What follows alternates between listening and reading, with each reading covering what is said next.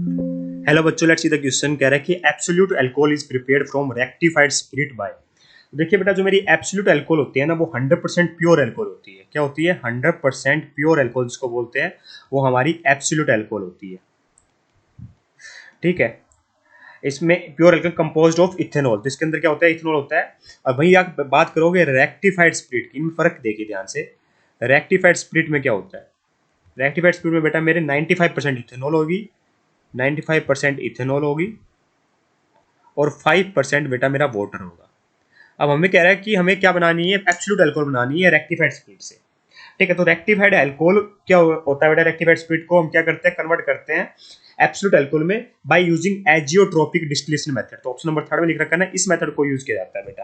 Answer तो आ गया हमारा, एजियोट्रोपिक डिस्टिलेशन मेथड होता है। इसमें होता है क्या बेटा? देखिए, हमें पता है कि रेक्टिफाइड अल्कोहल में क्या है, 95% तो अल्कोहल है, मतलब इथेनॉल है, और 5% क्या है? वाटर है। तो ये क्या कर लेता है बेटा? एजियोट्रोपिक मिक्सर का फॉर्मेशन कर लेता है। ठीक है, कांस्टेंट बॉइलिंग मिक्सर जिसको बोलते हैं, कांस्टेंट बॉइलिंग मिक्सर एजियोट्रोपिक मिक्सर का फॉर्मेशन कर लेता है।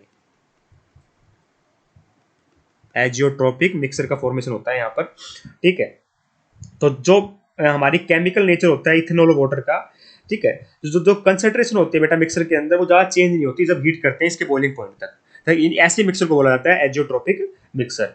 तो इसका जो बॉइलिंग पॉइंट रहता है बेटा पूरे मिक्सर का, वो 78.3 डिग्री सेल्सियस तक रहता है, राउंड राउंड 78.3 डिग्री सेल्सियस तक रहता है।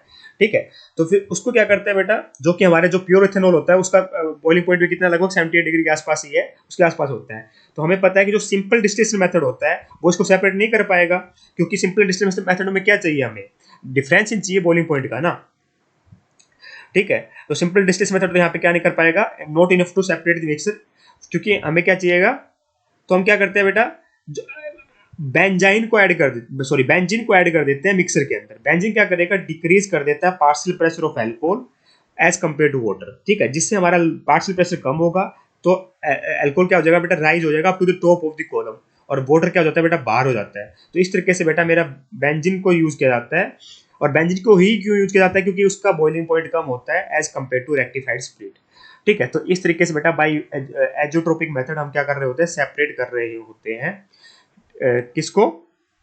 हमारे एब्सोल्यूट अल्कोहल को प्रिपेयर कर रहे होते हैं रेक्टिफाइड स्पिरिट से वाटर को निकाल के। ठीक है, एब्सोल्यूट अल्कोहल का मतलब क्या हो गया? Pure alcohol.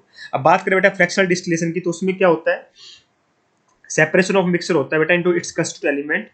ठीक है, उसको बोलते हैं फ्रैक्शनल डिस्टिलेशन, है ना। पर बॉइलिंग पॉइंट का डिफरेंस होना चाहिए बेटा, तो यहाँ बॉइलिंग पॉइंट का डिफरेंस तो है ही नहीं, इसलिए हम उसको यूज नहीं कर सकते।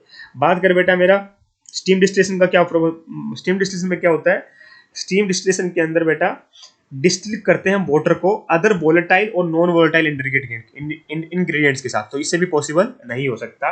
वैक्यूम डिस्टिलेशन में क्या करते हैं बेटा? डिस्टिल किया जाता है at decreased pressure to purify substance that are difficult to distil at ambient pressure. ठीक है, तो यहाँ पे प्रेशर एट डिक्रीज प्रेशर पे करते हैं। और हम जो एजोट्रोपिक डिस्टिलेशन कर रहे हैं बेटा, वो one of the best method होगा, क्योंकि एजोट्रोपिक मिक्सर का फॉर्मेशन कर लेता है।